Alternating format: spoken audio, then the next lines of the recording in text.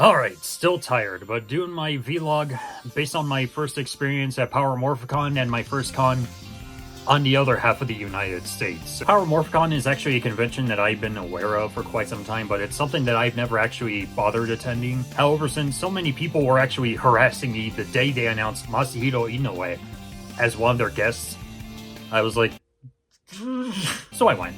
And so far it was just me, my friend Andrew of the Soulforge 35 on Instagram, and my friend Jados. Okay, so I came across two people, a plank, and I might be held ransom. SOS, send help. So all three of us got to hang out, and we actually got to kill some time doing things such as visiting Little Tokyo, eating some Korean corn dogs. Also, one of the two things that I actually wanted to do was visit the building where they actually do the filming for It's Always Sunny in Philadelphia for Patty's Pub in the show. You gonna go get a picture? Oh yeah, definitely. I'm cool right here. We just arrived You can go with him. at the filming location from Patty's okay. Pub. Fuck that. I'm going to be saving Patty's Pub. And of course, the Hollywood sign, which I actually got to do twice because Chad actually wanted to see it for himself as well. And we also visited a Godzilla exhibition, which had some of the most nice art pieces you could ever think of, some of which actually were up for sale, which they actually bought some for themselves. Though there were actually some that I actually liked, such as the Shin Godzilla painting that you'll see right here. And there's also two things from Godzilla -1 that I loved.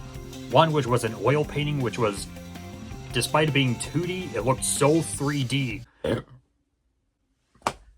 Better out than in, I always say. It looked three-dimensional, no matter which angle you looked at it. Like, it was just so perfect. And there was also this one for the minus color rendition of the film, which was so perfect as well. That's all we were able to do to kill some time before the doors opened at 4 p.m., which I thought was a weird thing for Power Morphicon to do. Normally for other cons, they usually just open in like 10 a.m., give or take, but just like opening at 4 p.m., it's like, But what took me by surprise is not only the fact that there actually were some other Kamen Rider cosplayers that I actually got to come across, such as Shin Ichigo, Black and Black RX a couple of times. I saw an Agito, I saw Ryuga, but I didn't get a picture of Ryuga, unfortunately. I also saw several Kaitos, Kaito Daiki specifically. So many others that I can't list at the top of my head. And also my buddy Noah from Midwest Tokusatsu, who got to cosplay as Narutaki. And we had a great time just taking a couple of pictures of Narutaki doing his obligatory Onore Dikeido harassment. And there were some things to like about the Showa panel as well as the Heisei panel that was hosted by Toku Spirits. Although I will admit, given how I'm more catered towards the Heisei era than I am for Showa, though I do like some Showa. I actually like the Heisei panel just a little bit more because it was actually a lot more entertaining in comparison, especially when Noah actually grabbed out his Onore Dikeido sign in front of Masahiro-san, and literally he was holding it just out of not feeling amused. And also, despite the size of the vicinity, it was really packed with so many Tokusatsu fans. But luckily it's not like Anime Expo levels of packed, and trust me, not even close. It's still fairly packed for the size of the vicinity in general. And also for the first time of attending a con, I actually spent more time in the Artist Alley portion of the dealer's room than I have for like the actual vendors, which is actually very surprising. One of which, just let me get it down right here, is this nice little hand-painted charm of the Kamen Rider Decay card. So nice and adorable. And I believe this was done by Red Scarf Illustrations, and also a lot of people that I wasn't expecting to come across, such as Mecha Z, who actually reviews Transformers, Gundam, a couple of other things. He was actually the one attendee that I actually wasn't expecting to see at the con itself. He actually offered me a photo shoot while I was dressed up as Decade for Saturday. And that was a lot of fun. And I also got to come across a lot of other Tsukasa cosplayers. And there was another Decade cosplayer. No, not this fugly thing. And of course, the biggest highlight for me throughout the entire weekend, outside of seeing my friends, Masahiro-san himself. In fact, it's funny because I originally wasn't planning on attending Power Morphicon because, Well, I'm sure as some of you guys might know about Austin St. John for him being anti-LGBTQIA+, and metaphorically fucking the government over and so on and so forth, I don't want to make this video 15 minutes longer than usual. I almost didn't attend Power Morphicon solely for that reason, but I was also talking to my friend Jad when I was driving us to Cleveland for the Sonic Symphony, and he actually said that it would be a missed opportunity if I never got to meet our favorite rider. I actually thought about it and took his advice, and yeah, I decided to go just for Masahiro-san. And I only got to see Masahiro-san on Saturday, and the line was so long. So long I had to stand for 2.5 hours in line just to get his autograph. And I'm not gonna lie, I was shaking, I was anxious, I was nervous. I was doing my best not to faint, especially when it was so close to it being my turn to get his autograph. I can't speak on behalf of any other person that got Masahiro-san's autograph, or they might have said "Honore Dikedo" to his face, especially since I actually had to learn from my mistakes while visiting Japan myself. Actually treat actual Japanese citizens as normal human beings, as one should. So I just did the usual "Konnichiwa, Masahiro-san, genki desu ka?" Basic stuff like that. And he was also very fascinated by my decade cosplay as well. And I actually got to do a mix of English as well as Japanese. I wasn't like fucking up my Japanese since I still have a lot to learn regarding the language, but I also took advice from my sister that some of you guys might know, Risa, aka Hachiroku Panda.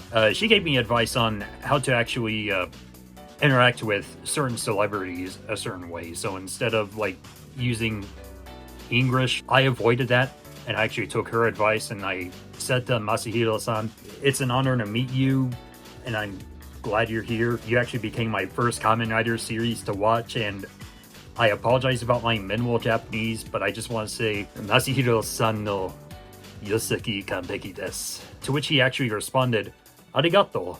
I was actually surprised to see him be as tall as me. After I got his autograph as well as a selfie with him, he actually said to me, "Bye, Jake." It was just so adorable, but oh my god. Oh yeah, I also forgot to mention, I made at least from the neck all the way down to the ankles, with the exception of the knees, I got to work on Jad and his legend suit. I was actually surprised to see people actually like it. Also, I think it was Nikolai that actually made the helmet that 3D printed the file and such. But I was actually surprised to see people actually like Legend, and unfortunately for Saturday, I wasn't able to make it to the Saturday photo shoot since my body was so achy. And I was just like, oh my god, I can't function anymore. It's been so long since I've worn armor. Like, I need to rest. So, I did. All I can say is, I'm glad to see people actually like Legend, especially from the photo shoot, from what I've heard from Jad. To those actually were fascinated with my work, arigatou gozaimasu. I apologize about not being there, but I still thank you guys regardless. And now we get to the meh, which is, I mean, it's not the best thing, but it's not the worst either at the same time. But one thing that I actually can list at the top of my head would be the lack of detail in regards to like stuff you could find on the website in regards to like any policies, if any, to begin with. One of them being the weapon policy, in which I don't have anything against weapon policies, in which it's actually supposed to help keep everyone in the vicinity safe. You know, just to actually check our props and make sure there's no actual harm done, and make sure we meet the necessary requirements, like make sure the weapons are either plastic or wood, like no life steel, all that stuff. But the problem is that they didn't even announce to actually make them check our props until Saturday while we were waiting in line. And they didn't even announce it on Friday. And on top of that, they didn't even announce it on the website. Like, what the fuck, guys? And the other part of it would be from the Showa and Heisei panels that I mentioned, that I had a lot of fun with the Heisei panel. Even though it was a Q&A panel for the actors to actually respond to some of these questions. Normally, from my experience of attending anime cons for 14 years, Q&As are usually just more of fans lining up in front of the microphone to ask What do you think about this thing that you worked on or anything else along those lines? However, the thing of it is, and I didn't even know about this prior to me attending the con, was that Toku Spirits actually had like an online forum, like Google Documents, I want to say. I could be wrong on that. I don't know. Pretty much just where fans can actually submit their questions online for the actors to actually read things out loud. So that way it actually adds less stress on the actors. So a part of me gets that on why they actually did the fan submission online rather than line up to actually speak in front of the guests. But the other part is like, I've gotten so used to just lining up and speaking, and I felt like a fish out of water in that regard. And Andrew also said when he actually got to meet Masahiro-san on Friday, was that he felt like a fish out of water the day of when he actually started doing autographs. But then as soon as Saturday came along, he was actually a lot more comfortable and even actually shared online about his fascination, not only from... Damn burps! I blame you for all these burps in this video. Anyways, he was fascinated with not only the reception that he was getting from the fans, but also just like having a level of self-awareness that we as a community actually do love Kamen Rider as much as the home country of Japan does, at least from a pop culture perspective. I mean, it's not as recognizable here as Ultraman and Godzilla are, unfortunately, but it definitely deserves as equal credit as it does. And the final thing that I want to bring up that I really despised the most, outside of them having guests like Austin St. John, Andrew Gray, and maybe Mystic Force Red, but the one thing that really hurt me the most, metaphorically, was the attendance policy. Now, normally, it actually ranges between either a wristband or a badge. However, in this case, they actually went back and forth, because on Friday, they said that it was okay for us to actually put our wristbands on our lanyards, so that way it can actually be combined together, so that way, hey, you got both right in front of you. But then later on, Andrew, one of his friends and I, or one of his mutuals and I, actually came across one of the staffers and was like, hey, next time you actually have to have the wristband on, and you actually have to have the badge, and you have to show both. Let's just say, if you're not a fan of OhioCon, and I've already shared my consensus on OhioCon, I didn't say anything, but I pretty much had the same reaction that Masahiro-san did in Kamen Rider Tyson when he came across Black and Black RX and was like, hey, you guys saved us. We're gonna kick your ass. And he makes this face. That was me. But yeah, me personally, it's just one or the other, not both. Don't do that. I'm sorry. Fuck that policy. That's it. And also a bit of a personal story in regards to why I came to Power Morphicon outside of just me meeting Masahiro-san. My friend Andrew actually had a friend who passed away earlier this year.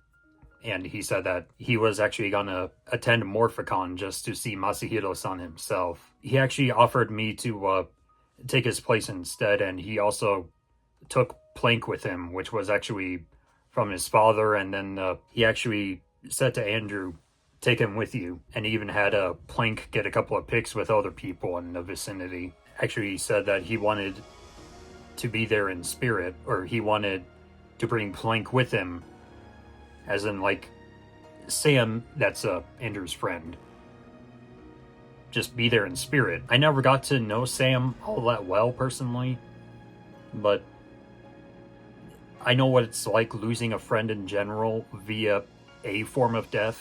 I've only had two that I actually had to succumb to, unfortunately, and I just had to be there as much as possible for Andrew. I was also talking to my friend Jad about it, and said to him that we should give him 110%. Like AZ in Kamen Rider O said, riders should help each other. I'm just glad to actually have those people in my life. I just thank them for all that they do, even if they're just there for moral support. Like, I don't need like $5,000 or a Soap Shoe Sonic plushie or anything. Like, just moral support and all the stuff that happens in here.